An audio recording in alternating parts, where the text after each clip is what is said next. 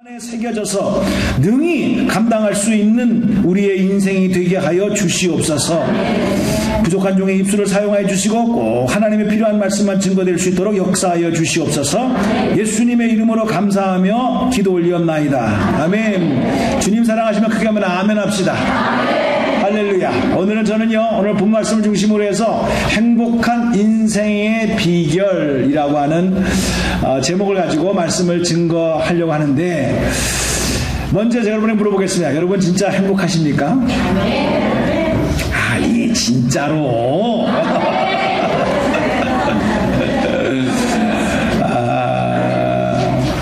정말 우리가 행복한 인생을 살기를 다 원하지만은 실질적으로 이런 일 저런 일 당할 때 참 어렵게 살아가는 인생들을 바라보는데, 하나님의 오리지널 계획은요, 정말 우리의 인생이 행복한 인생을 살기를 원하고 또 풍성한 삶을 살기를 원하시는 것이 하나님의 뜻이라는 사실을 믿으시기 바랍니다. 아멘입니까? 그러면 하나님이 그냥 무조건 행복한 인생을 살아라 이렇게 말씀하신 것이 아니라 행복한 인생을 살 수 있는 비결을 성경에서 다 가르쳐줬어요.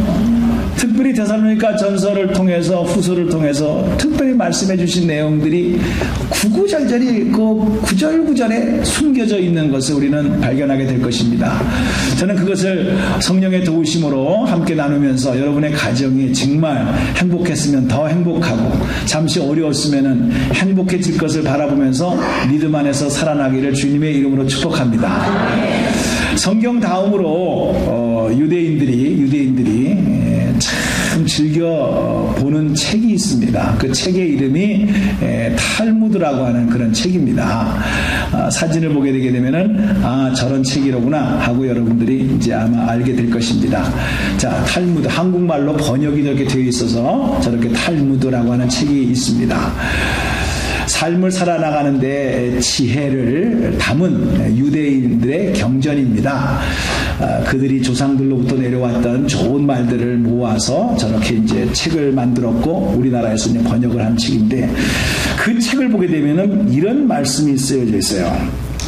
지혜로운 사람은 어떠한 경우에 처해도 배우려고 하는 사람이다. 한번 읽어봅시다. 시작. 지혜로운 사람은 어떠한 경우에 처한다 해도 배울 줄 아는 사람이다. 가장 강한 사람은 자기를 이기는 사람이다. 그리고 지금 가지고 있는 것을 족한 줄 아는 사람이야말로 제일 부자다. 라는 말이 탈무드에 기록되어져 있습니다. 참으로 지혜로운 말입니다. 그런데 저는 여기에다가 오늘 본문의 말씀을 중심으로 해서 제목과 함께 덧붙인다고 한다면은, 그러면 가장 행복한 사람은 누굴까? 가장 행복한 사람은 누굴까? 감사할 줄 아는 사람이다. 이렇게 기록하고 싶습니다. 가장 건강한 사람은 누굴까? 감사하는 사람이다. 이게 영적으로 건강한 사람이라는 거죠. 그 다음에 감사하는 사람이야말로 가장 인생을 멋있게 살아가는 사람이다. 라고 그렇게 말씀을 덧붙일 수가 있습니다. 실제로 미국에서 있었던 뉴저지에서 있었던 일을 여러분들에게 소개합니다. 팀 영이라는 사람과 폴 홀링스라고 하는 사람이 뉴저지에서 소방관으로 일을 했었어요. 파이어맨이죠. 이 사람들은 특별히 에머전시 때, 그죠? 대기하고 있다가 불이 났다거나 교통사고가 났으면은 그냥 달려가서 그 위급한 사람을 구원해주는 그런 역할을 감당하는 사람으로 알고 있습니다. 그래서 이제 교대로 12시간씩 교대를 하면서 사역을 하고 있는 가운데 한 번은 불이 나서 정말 생명을 아끼지 않고 그 불을 진화하는 과정 속에서 이제 일과를 다 마치고 밤새도록 지친 몸을 가지고 이제 휴식을 하는 과정에서 워낙 배가 고프니까 레스토랑에 들어가서 이제 커피를 주문하면서 그러면서 이제 식사를 하게 됐는데 너무나 피곤한 거예요. 그래가지고 너무나 피곤하고 지친 생활에서 생명의 위협을 느껴가면서 하다 보니까 서로 대화를 하는 과정에서 불평을 하기 시작한 거죠. 야, 언제까지 우리가 이렇게 수고를 해야 되느냐, 남들도 알아주지 못하는데 라고 하면서 이제 대화를 하는데, 그 커피와 블랙퍼스트를 서브하고 있는 리즈라고 하는 그 아르바이트 하는 여학생이 그 소리를 들은 거예요. 들어가지고 식사를 다 끝난 거를 보시고 이제 비를 갖다 줄 거 아닙니까? 이제 체크를 갖다 주는 과정에서 영수증하고 그 다음에 뭘 먹었느냐라는 내용을 이렇게 갖다 내미는 과정에서 이 리즈라고 하는 여학생이 뭔가 이대로 끝날 수는 없다 생각을 하고 그 영수증 뒷면에다가 깨알같이는 글씨를 썼어요. 이 글씨가 페이스북에 나오고 유튜브에 퍼지면서 그러면서 화제가 돼서 그 수많은 사람들이 그 글을 보고 감동을 받은 내용을 여러분들에게 소개하고자 합니다. 이렇게 글을 썼어요. 두 분의 아침 식사는 제가 대접할게요. 두 분이 하시는 일에 정말 감사를 드려요. 모두가 피하는 곳으로 달려가서 일해 주시니까요. 두 분의 역할이 무엇이든 간에 정말 용감하고 용기 있고 든든한 분임을 믿습니다. 매일 힘을 내서 고생해 주시니 너무 고마워요. 불이 날 때면 오히려 힘을 받아서 용기를 내주시다니 두 분은 정말 훌륭한 귀감이 됩니다. 오늘은 푹 쉬세요. 제가 페이할게요. 이렇게 아르바이트하는 여학생이 두 분의 아침 식사를 대신 내주겠다라고 이렇게 영수증에다가 글을 써서 한 것이죠. 밤새도록 피곤하고 그리고 참 자기 직업에 대해서 좀 이렇게 불평을 했던 이 두 소방관이 이 글을 읽는 동안에 부끄럽기도 하고 뭉클한 감동이 온 거예요. 그래서 너무나 자기를 인정해주고 자기를 알아준 그 아르바이트 한 학생의 영수증에 쓴 글을 이 두 소방관이 페이스북에다가 올린 거예요. 사진을 찍어가지고. 이게 순식간에 쫙 퍼지면서 그 소방관이 그 영수증을 보여주면서 맨 마지막에 이렇게 썼다는 거예요. 자, 이렇게 사려가 깊고 감사하면서 친절한 행동을 해준 이 식당에 혹시 여러분들이 간다면, 또 리즈라는 그 학생이 서브를 한다면 팁도 많이 주시고 그리고 그 고맙다는 말을 전해주세요. 이렇게 이제 페이스북에다가 올렸어요. 그래서 이제 이야기가 끝난 것 같았었는데 이야기는 여기서 끝난 게 아니었다라는 거죠.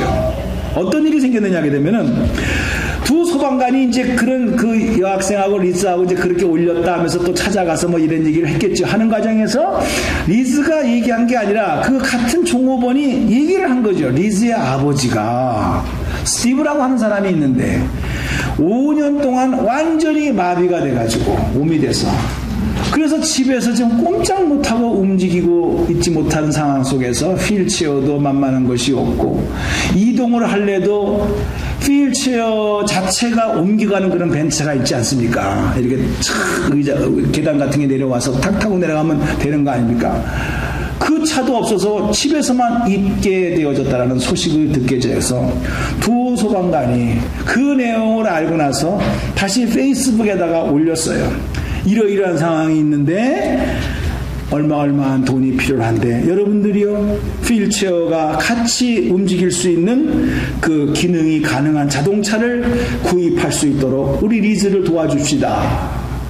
새 차도 아니도 좋으니까, 중고차도 좋으니까 하여튼 움직일 수 있는 차를 해주십시오 라고 캠페인을 벌렸어요. 이게 이제 한두 사람이 페이스북에서 접촉을 하고 난 다음에 그 자동차 값이, 중고차 값이 17,000불 특수차니까 그렇게 가게 나왔는데 얼마가 모였느냐? 7만 불이 모여졌어요. 그래가지고 그냥 그 아버지 휠체어도 사주고, 휠체어 같이 옮길 수 있는 자동차 밴도 사주고, 그렇게 해가지고 온 가족이 그냥 확 환하게 웃는 모습과 함께 그 벤차 사진 찍은 거 올리고 그러면서 그런 분위기가 있었다는 것이 이제 알려지게 되어졌다는 내용입니다. 사랑하는 성도님들, 처음의 시작은 그 불평하는 두 소방관의 모습을 웨이트레스가 듣고 그냥 한 게 아니라 오늘은 내가 내겠습니다. 여러분 진짜 귀한 일 하시는 겁니다. 그 누가 불이 나면 다 도망가는데 당신네들은 오히려 불을 향해서 쫓아가서 생명을 구원하고 재산을 보호하는 그런 역할이 얼마나 고마운지 모릅니다. 그 말 한마디 표현이 감동이 되어져 가지고 이렇게 귀한 열매를 맺었던 내용이 지금 유튜브에 페이스북에 막 지금 돌아다닙니다. 저도 친구로부터 그 페이스북으로 카피해가지고 그렇게 전달을 받았거든요. 그렇습니다. 생각해보면 인생에서의 진정한 행복과 의미라고 하는 것은 큰 로또를 맞아서 그렇게 되는 것이 아니더라고요. 그러니까 감사하다라고 하는 표현 말 한마디에 있습니다.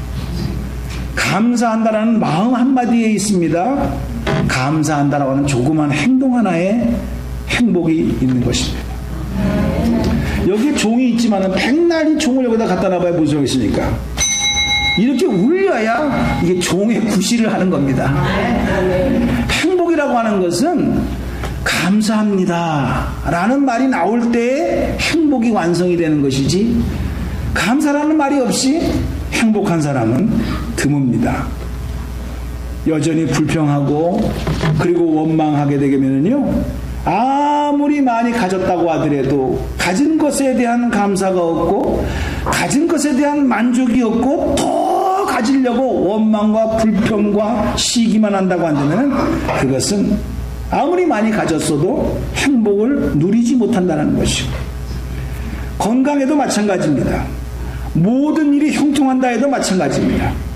사람의 욕심을 채울 수 있는 사람이 누가 있겠습니까?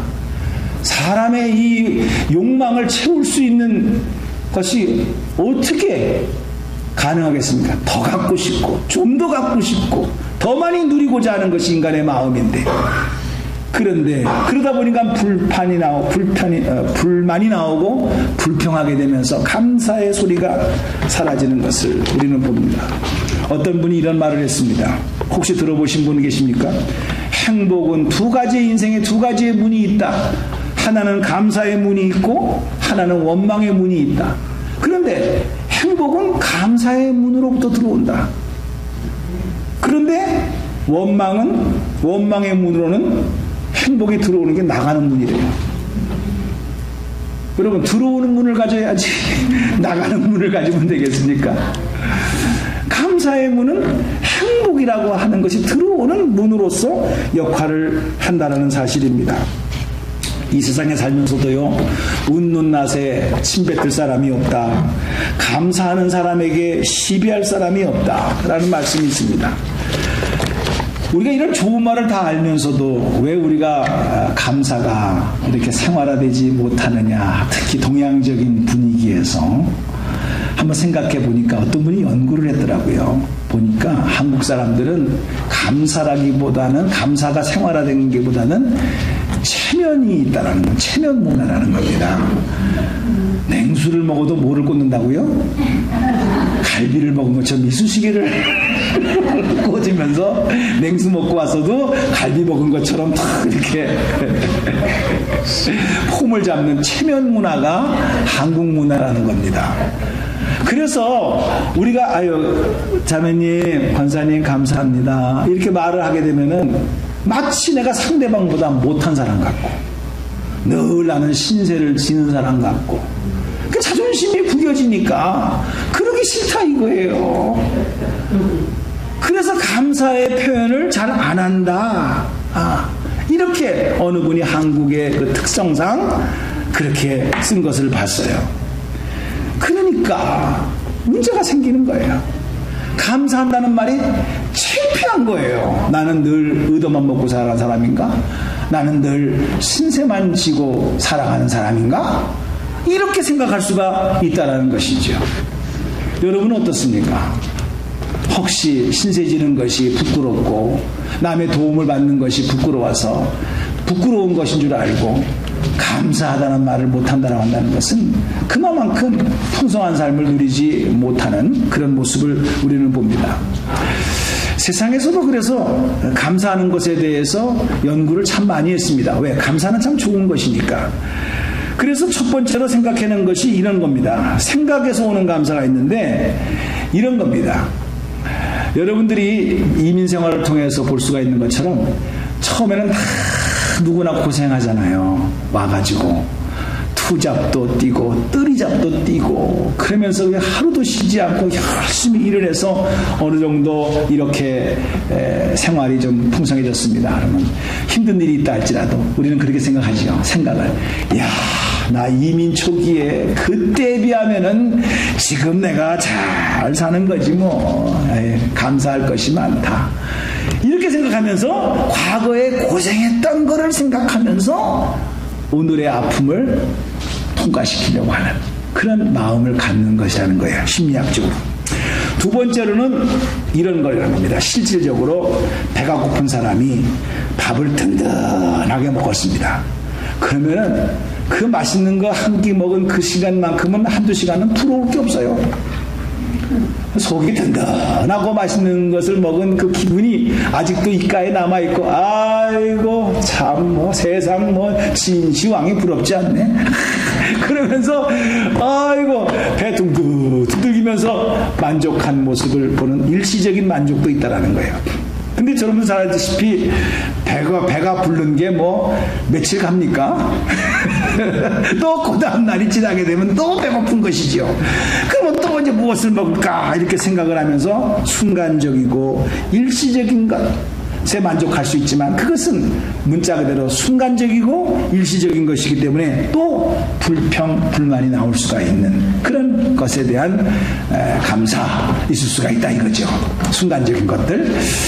그 다음에 조금 이제 심각하게 좀 더 들어가서 우리가 성경적으로 영적으로 생각한다면은 우리가 장례식에서도 부르고 결혼식에서도 부를 수 있는 찬송이 있지요.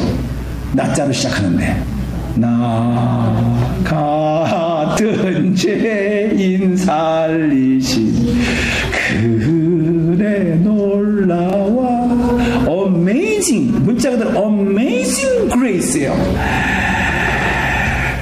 우리가 습관적으로 부르니까 실제로 뭐 자주 부르니까 매번 그런 감동은 없다 할지라도 그 가사에서 있는 것처럼 죽었던 나를 못 보던 내가 다시 보게 되어졌다. 구제불능한 나를 하나님과 원수가 된 나를 하나님께서 나를 사랑하여 주시고 자기 하나밖에 없는 아들을 십자가상에서 죽게 하시고 우리의 모든 죄를 대신 담당하게 하시고 우리를 향한 하나님의 사랑을 확증했다라고 하는 이 놀라운 내용의 Amazing Grace를 우리가 깨달은 마음으로 부르고 어느 날 성령의 도우심으로 그 구절이 그 가사가 그 찬송이 내 마음에 왔을 때 감사합니다. 하나님 내 인생이 무엇이간데 내가 뭘 그렇게 잘했다고 이렇게 죄 사함에 대한 은총을 주시고 영원한 생명을 영생을 은혜로 주십니까? 라고 하는 감사가 나오는 거예요. 근데 그럴 때는 솔직히 조건이 없어요. 뭐 이렇게 해줬기 때문에 지금도 이렇게 했기 때문에 감사합니다 라는 케이스 바이 케이스로 감사하는 그런 태도가 아니라 조건을 따지지 않은 그 나이아가라 폭포와 같은 은혜가 우리 가운데 임할 때 진짜 우리는 뜨거운 눈물을 흘릴 수가 있고 찬양을 할 수가 있는 그런 모습으로 우리는 변하는 모습을 봐요. 그런데 제가 생각해 봤습니다. 이게 왜 그럴까? 라고 그 원인을 깊이 생각해 보니까 다른 데 있는 게 아니더라고요. 로마서 8장을 요즘 계속해서 수요일 날과 금요일 날 우리가 별도로 공부를 하고 있는데 광고를 했습니다. 여러분, 수요일 날 저녁에 뭐 하십니까? 사람이 죽고 사는 에머전시가 생겼습니까? 좀 와서 들어보세요.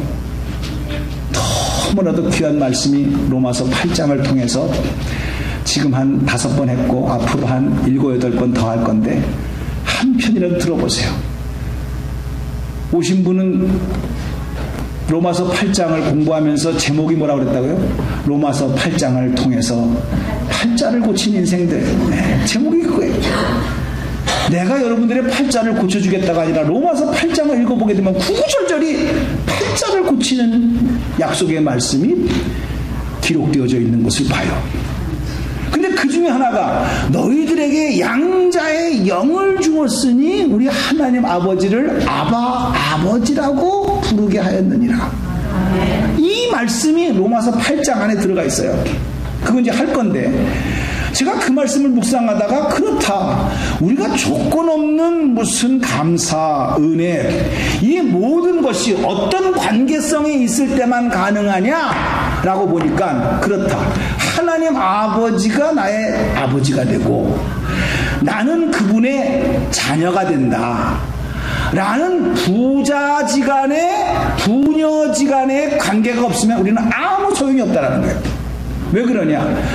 여러분들이 아무리 뭐 사랑이 많다고 해도 옆집 전혀 상관이 없는 옆집 아기가 아프다고 해서 여러분 병원에 가서 밤샐 리가 없어요. 근데 내 자식이 감기 하나만 컬럭한 어머 우리 자식이 이렇게 되는 거예요. 왜 그럴까요? 그거는 가족이기 때문에 그런 거예요. 여러분들이 하나님 아버지와 나와의 내가 너를 위해서 죽었다, 내가 너를 위해서 피 흘렸다, 내가 너를 책임져 준다 백날 얘기해도 아버지와 자녀와의 관계가 아니면 누가 해달라고 했어요? 이렇게 되는 거예요. 나하고 무슨 상관이요? 이렇게 되는 거예요. 이 모든 관계는 그냥 친한 친구의 관계도 아니고 같은 고향이 같다는 것도 아니고 동창생이라는 것도 아니고 특히 뭐 남자들 사이에서 해병대 나왔다고 해서 되는 것도 아니고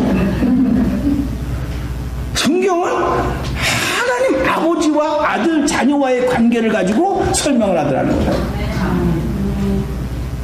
저는 이것을 현실적으로 우리의 삶 속에서도 비교보건다면 가정에서의 문제가 뭐냐 하니까 뻑하면 나도 그랬어요. 깨닫기 전에는 이놈의 자식아 내가 너를 돈을 보라고 하느냐 뭐를 하라고 하느냐 먹여주고 입혀주고 그저 공부만 하라고 그러고 용돈도 다 주는데 왜 모양이야 이놈아 하면서 자식에게 대해서 컴플레인을 합니다.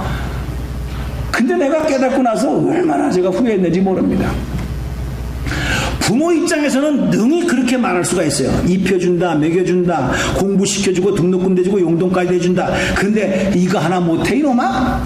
이렇게 하면서 불평을 하고 원망을 하는데 그건 우리 입장에서 하는 얘기고 자식 입장에서 생각해 보셨습니까? 아버지, 어머니 아버지, 어머니가 사는 모습을 보게 되니까 진짜 힘들게 삽니다. 늘 집에 오면은 왜 세상이 이 모양이야? 왜 이렇게 안 돼? 라고 하면서 부모님끼리 대화하는 모습을 내가 바라보게 됩니다. 그러면 나는 이렇게 생각합니다. 왜 이런 세상을 나를 이 땅에 보내줬어? 원망을 하는 거예요. 원망을. 이런 세상에 왜 나를 놔가지고 나도 생활하도록 그렇게 만들었습니까? 하고 오히려 자녀가 부모님께 컴플레인을 합니다. 여러분 용돈 준다고 먹여준다고 옷 입혀준다고 자녀가 감동하는 거 봤습니까? 없어요. 당연한 걸로 알아요. 그러면 자녀들에게 뭐를 보여줘야 되냐? 있든 없든 간에 부부가 알콩달콩 진짜 재밌게 사는 거야. 자기 이거 먹어방, 자기 이거 먹어방, 얼마나 피곤했어 한마디 해주고 하하 웃고 꼴꼴 웃고. 자녀가 배우는 게 그겁니다. 이야, 우리 엄마 아빠들은 어떻게 저렇게 행복하게 살까? 이런 행복한 세상에서 나를 낳아주었구나 라고 하면서 거기서 배우는 것이지 다른 데서 배우는 것이 아니에요. 그거더라고. 하나님께서요, 참 우리를 사랑하시고 우리를 지켜주시는 그 놀라운 사랑을 보여주심으로 부모와 자녀와의 관계성 속에서 그것이 느껴지고 깨달아지는 것이고, 무슨 간구와 기도를 하더라도 하나님께서 때가 참에 다 이루어질 것을 생각하면서 살아가는 하나님의 은혜를 생각하게 될 때, 아, 그렇구나, 하나님께서 범사에 감사하라고 그렇게 말하는 이유가 여기에 있구나. 하나님의 하시는 것을 보면서 우리는 그걸 보면서 우리가 뭐 인격이 잘나서 믿음이 좋아서 감사하는 것이 아니라 하나님이 하시는 것을 보므로, 육신의 부모가 하는 것을 보므로, 야, 이런 세상에 우리 부모가 나를 이 땅에 태어나게 해주신 것이 너무나 감사하구나, 이러면서 하면서 배우는 인생, 이게 하나님이 우리에게 보여주신 인생이라는 거야. 얼마나 좋은 일인지 몰라요. 그래서 저는 세 가지를 여러분들에게 오늘 권면합니다. 제일 첫 번째가 뭐냐 그러면, 감사를 하려면 신앙생활에서 제일 첫 번째가 깨달음이 있어야 된다는 거예요. 좀 생각을 하라는 거죠. 우리가 세상을 살아나가면서 원망과 불평을 할 수가 있는데 그거는 좀 생각이 부족한 사람들이 하는 일입니다. 조금만 더 깊이 생각하면 생각을 바로 할 수가 있고 깨달을 수가 있다는 거예요. 생각해보면은 은혜 아닌 것이 없어요. 조금만 생각해보면 감사하지 아니할 게 없어요. 저는 이번에 결실의 계절에 무엇보다도 여러분의 가정이 화목되기를 원하는데, 오늘 아내된 여러분들이요, 남편을 보세요. 지금이야 어떻게 됐든 간에 처음에는 이랬을 거 아니겠어요. 저 남편이 나하고 평생 살려고 자기 일생을 나에게 바쳤구나, 얼마나 감사해요. 생각을 해봐요. 어느 누구가, 어떤 남자가 당신을 왜 평생을 희생하면서 돈 벌어주려고 했겠어. 남편들이요, 다시 한번, 지금이 어쨌든 간에 처음에는 저 아내가 나를 위해 평생 음식 해주고 빨래해주고 집안 청소해주고, 우리 집에 들어올 때 신발 벗고 들어오세요, 붙여놓고 깨끗하게 하려고 이렇게 해줄 옆집 아줌마가 어디 있어. 자기 아내밖에 더 있어? 이것만 생각하면은요, 남편 얼굴이 다시 보이는 거예요. 아내 얼굴이 다시 보이는 거예요. 다 은혜요. 그 초심으로 돌아가야 된다는 거예요. 어느 누구가 돈 벌어다 줍니까? 용돈 줍니까? 미워도 다시 한번. 이렇게 깊게 생각하면 은혜가 된다 이거요. 깊게 생각하면. 근데 생각이 부족하면 당장 뭐 어쨌다 저쨌냐 비교의식을 하면서 바가지를 그냥. 깨달음이 있어야 된다. 두 번째 여러분들이 감사할 수 있는 비결은, 그건 행복과 연결된 거니까 겸손해야 된다는 거예요. 생각해보면은 농부는요, 참 순수할 수밖에 없는 게, 왜 농부가 세상살이를 하지 아니하고 농사만 져서 겸손해지고 순수해지는 게 아니에요.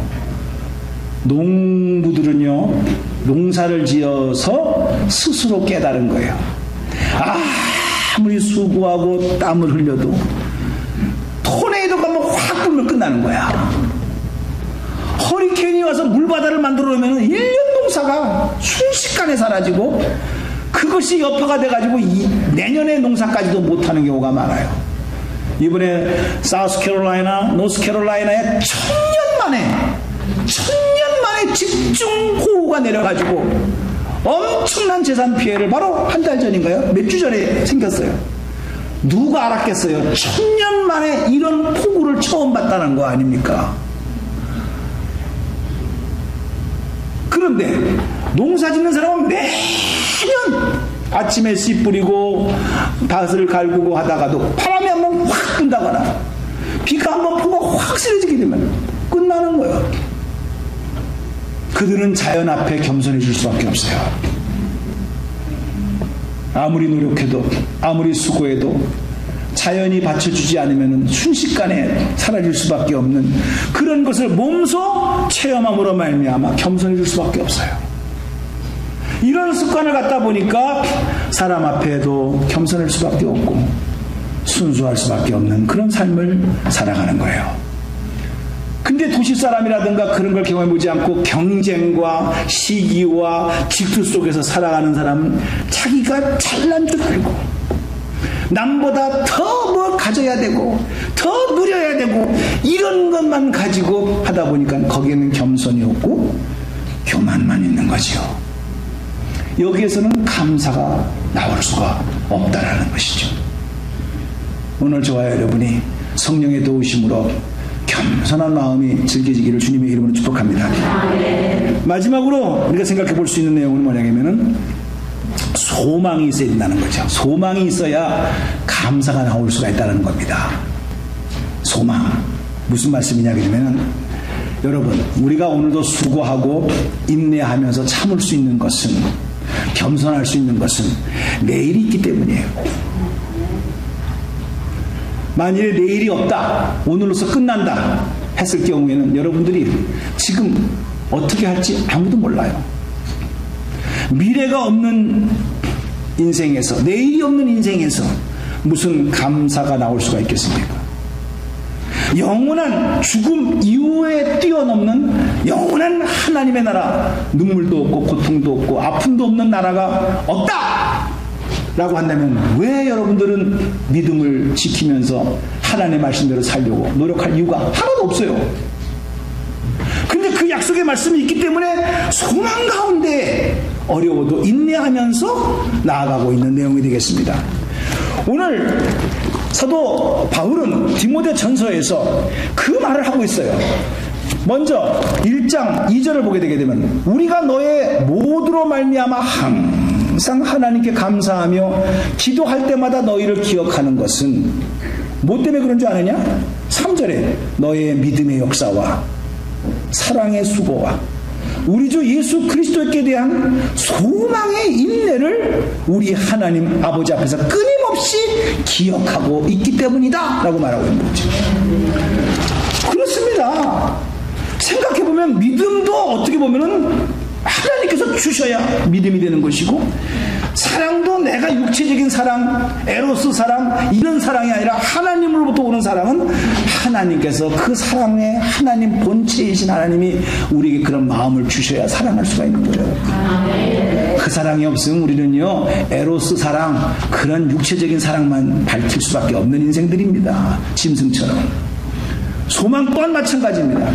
이거는 하나님께서 우리 믿는 자에게 주시는 특권이에요. 그래서 믿음의 역사다, 사랑의 수고다, 소망의 인내를 가지면서 너희들이 가는 것이다 라고 사도 바울은 데살로니가 교인들을 향하여 감사하면서 이런 기도를 하고 있는 거예요. 생각해보면 사도 바울 자신도 마찬가지입니다. 사도 바울이 쓴 모든 편지를 보세요. 편지를 보게 되면 하나님 아버지, 나에게 물질을 주셔서 감사합니다. 건강을 주셔서 감사합니다. 성공해 주셔서 감사합니다. 부유하게 해주셔서 감사합니다. 풍년을 주셔서 감사합니다. 그렇기 때문에 감사합니다. 그런 말 기록한 것을 발견하신 분들은 손 들어보세요. 없어. 본인도 그것 때문에 감사하다는 말 기록한 게 없어. 그렇게 삶을 살아간 사도 바울이 데살로니가 교인들이 풍성해서 잘나서 뭐 지금 모든 것이 형통했기 때문에 이런 말을 한 것이 아니라 너희들이 환난 가운데에서, 여기 써 있잖아요. 6절에 또 너희는 많은 환난 가운데서도 성령의 기쁨으로 말씀을 받았다. 너희들이 이렇게 수고하느냐? 이렇게 하나님의 은혜가 귀하여서 어렵고 핍박과 원망과 불평 속에서도 크게 빠지지 아니하고 주여, 우리는 할 말이 없는 사람입니다. 내 잔이 넘치나이다. 하나님이 우리에게 베풀어 주신 것에 비하면 이런 고통, 이런 아픔 아무것도 아닙니다. 하나님 감사합니다. 감사합니다. 이러면서 고백하는 데살로니가 교인들을 바라보게 될 때 사도 바울이 정말 눈물이 글썽거리고 마음이 뭉클한 거예요. 네. 자기도 그렇게 살았지만 자기만이 아니라 이런 데살로니카에 살고 있는 교인들이 이렇게 하는 모습을 바라보게 될 때 정말 내가 감사한다. 그러면서 맨 마지막에 5장에 가서는 범사에 감사하라. 이것이 그리스도 예수 안에서 너희를 향하신 하나님의 뜻이니라. 결론을 탁 내리는 거 아닙니까? 5장 6절에 5장 18절이군요. 5장 8절 18절이네. 18절 맞죠? 네. 이렇게 되어져 있는 거예요. 따라서 합시다. 시작. 범사에 감사하라. 이것이 그리스도 예수 안에서 너희를 향하신 하나님의 뜻이니라. 아멘. 여기서 중요한 것은 하나님의 뜻이 중요한 게 아닙니다. 어디에 감사하라고요? 범사에. 케이스 바이 케이스로 감사하라가 아니라 범사에. 이 말은 할 말이 없는 우리들이라 이 말이에요. 사랑하는 성도님들, 이제 10월 카렌다를 보게 되니까 네 번째 주인가 세 번째 주에 우리가 추수감사 주일로 예배를 드립니다. 잘 아시는 바와 같이 1620년 12월 26일 날 동부 프라미스에서 상륙한 146명의 청교도들이 신앙의 자유를 위해서 온 거 잘 아시죠? 근데 오자마자 그들이 감사 예배를 드렸다. 이렇게 이제 알고 있고 그랬는데 여기에 몇 가지 구체적인 감사가 기록을 보니까 나와 있는데 설명을 해드리면은 그 배가 그렇게 큰 배가 아니에요. 작은 배예요. 그런데 그 배를 타고 대서양을 건너서 유럽에서 미국까지 잘 도착하신 것에 대한 감사. 얼마나 배가 작았으면은 때로는요 바람이 안 불 적에는 2마일로 다녔대요. 걸어가는 것보다도 못할 정도로 배가 갈 수밖에 없었대요. 그런데 어쨌든 도착했다. 두 번째로는 117일 동안 유럽에서 이제 건너왔는데 잘 도착한 것에 대해서 감사하고 세 번째가 2명이 죽었지만은 오는 중에 1명 아기가 배 안에서 태어났어. 그것에 대한 감사하고 그 다음에 큰 돛이 바람에 부딪혀서 풍랑에서 쓰러졌어요. 그래도 파손되지 아니하고 무사히 도착한 것에 감사하고 여자 힘이 없는 여자 몇 명이 파도에 실려서 실종됐다가도 다행히 건져냈다는 거예요. 그래서 감사하고 도착하려고 하는데 원주민들이 방해를 해가지고 한 달 동안 가까이 갔는데도 항구에 배를 대지 못하고 하다가 마침내 마음이 바뀌어져서 무사히 상륙할 수 있게 된 거 감사하고 3개월 반 동안 어려운 항해 속에서도 야 우리는 더 이상 못 가겠다 고향으로 돌아가자 이렇게 원망하는 사람이 없었기 때문에 감사했다. 이것이 실제로 땅에 도착해서 하나님 아버지 앞에 감사 기도를 드렸던 그 청교도절의 감사 기도의 내용이었다는 거예요. 저는 이것을 이제 읽어보면서 말씀을 준비하면서 이렇게 인생이 항해와 같다. 얼마나 우리가 원망거리가 많습니까? 여기서 보게 되면 얼마든지 원망할 수 있고 뭐 신대륙이고 뭐고 다 고향으로 돌아가자. 종교고 뭐고 간에 뭐 필요 없다. 그건 살고 봐야 될 거 아니냐. 이런 식으로 해석을 해서 다 돌아갈 수 있는 상황 속에 있는데도 불구하고 그들은 그렇게 하지 아니하고 그것을 모든 것을 감사로 다 생각하면서 무사히 신대륙에 도착을 해서 그 청교도의 정신으로 이 미국 땅에 세워졌어요. 저는 여러분들에게 다시 한번 도전합니다. 여러분 자녀들 교육에 대해서 신경을 참 많이 쓰지 않습니까? 그럴 때 전화할 때마다 부모님들은 아들아 네가 내 아들이 된 게 너무너무 감사하다. 전화 때마다 꼭 잊지 말고 그 얘기를 하시길 바랍니다. 가장 자녀 교육을 잘 키우는 비결 중에 비결입니다. 남편은 아내에게, 아내는 남편에게 감사합니다 라는 말을 꼭 하세요. 서정구는 하는가 물어보세요. 얼마나 좋은 효과가 나오는지 모릅니다. 가장 좋은 방법입니다. 목사님 나는 전도는 전자도 못합니다. 어떻게 예수를 증거할 수가 있습니까? 이런 사람도 좋은 비법을 가르쳐 주겠는데 감사하는 생활을 하세요. 행복한 모습으로 사세요. 그러면 그 사람들이 저절로 옵니다. 야 언니는 어떻게 그렇게 그런 상황 속에서도 그렇게 행복하게 살아?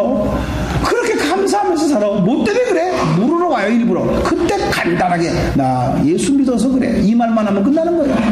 뭘 무슨 예수님이 십자가상에서 죽으시고 3일 만에 부활하시고 성령으로 잉태하사 몰라도 돼. 그거 다 알아도요, 인상 빡빡 쓰고 소리 빽빽 지르고 살아봐. 오다가도 안 와. 그러니까 제일 전도가 좋은 건 뭐냐? 가장 감사한 생활과 기쁨으로 살아가는 사람. 저절로 전도가 되는 거예요. 그러니까 목사님, 난 전도를 못해요. 당신이 인상 쓰고 살아서 그래요. 간단한 거예요. 간단한 거. 여러분들 그런 인생을 살으셔야 돼요. 오늘 한 가지만 하고 마치겠어요. 저도 이제 애들 대학교를 보낼 시절이 있었었는데 너무나 힘들었어요. 애들 뭐 등록금이 장난이 아니고, 등록금은 뭐 장학금을 받는다 하더라도 뭐 사달라는 것도 많고, 생활비는 생활비대로 나가게 되고, 그래서 부부가 한 번도 그 당시에는 외식을 못하고 그냥 전략하면서 잘 끝냈어요. 근데 이 모든 6년 동안에, 그러니까 두 놈이 다 다녔으니까 6년 동안에 결론을 딱 내렸는데 한마디에 내 모든 필요가 풀어졌어요. 어느 날 이놈이 뭘 깨달았는지 전화가 한 통화 왔어요. 아버지, 예, 뭐야? 그러니까 난 또 돈 달라는 줄 알고 뭐야? 긴장을 하면서 뭐야? 그러니까 아버지 감사합니다. 그래서 왜? 그러니까 아버지가 참 수고하셔가지고 제가 등록금을 론 받지 않고 이렇게 잘했는데, 자기 친구를 보니까 다 론을 받아가지고 대학을 졸업해가지고 취직을 했는데 그 론 갚느라고 막 500불씩 막 600불씩 막 돈이 나가는데 나는 그거를 안 해줬는데, 그때서야 아버지 이렇게 감사합니다. 그 말 한마디에 6년 동안의 모든 피로가 싹 풀어졌어요. 그만큼 이 감사합니다라는 그 말 한마디가요, 그렇게 효과를 나타내는 거예요. 옆에 사람과 함께 눈을 보시면서 감사합니다 한번 해봐요. 시작. 길게 한번 시작. 감자가 길어야 돼. 감사합니다. 땡큐 지저스. 땡큐 지저스. 그게 살리는 길이더라고요. 그게 행복하게 사는 비결이더라고요.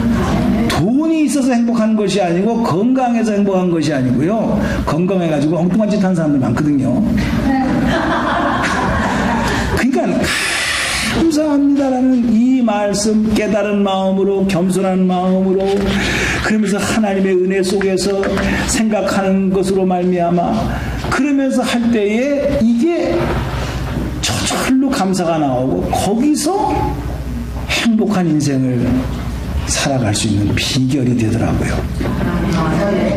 데살로니가 전서에서 또 이제 공부를 할 겁니다만은, 여러분들이 잊지 말아야 될 것은 범사에 감사하라. 이는 그리스도 예수 안에서 너희를 향하신 하나님의 뜻이니라. 이게 하나님께서 우리에게 행복한 삶을 살 수 있는 비결을 가르쳐준 가장 키워드, 가장 중요한 잊지 말아야 될 키워드.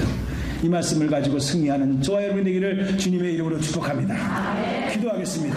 자비로우신 하나님 아버지, 은혜를 감사합니다. 정말 그렇습니다. 은혜 아닌 것이 없고 감사 아닌 것이 없고